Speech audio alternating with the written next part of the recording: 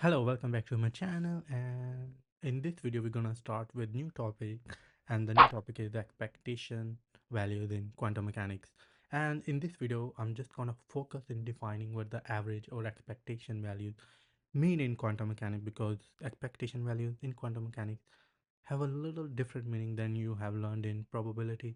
Let's see what is the difference.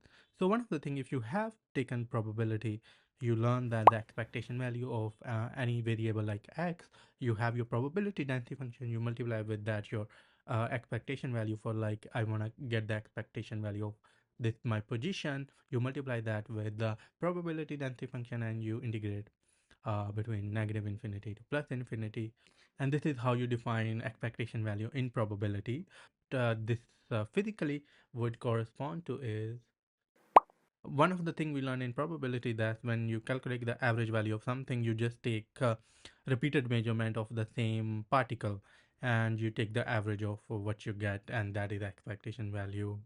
But in this case, that is not the case. When you calculate the expectation value, you're not finding the average of many repeated measurement on the same particle, because when you measure particle once, this wave function collapse. You're measuring it again, just give the same answer again and again. If you are do it very fast, the wave function changes. So you're not calculating the average of the same wave function.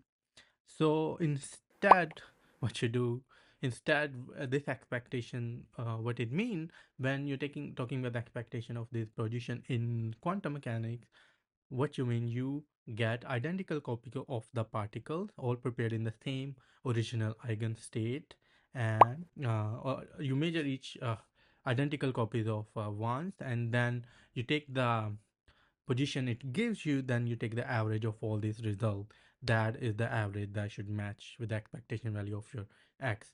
Okay, that you get theoretically, and then you can measure experimentally. What you do is you measure each particle once, and you measure each identical copies at once, and then you find the average of all these results, and that will match your expectation value you get from this formula. And I hope that was clear, and if you have any question, let me know in the comment section. And I hope you like this video. If you do, give the thumbs up and like, share, and subscribe. I will see you next time.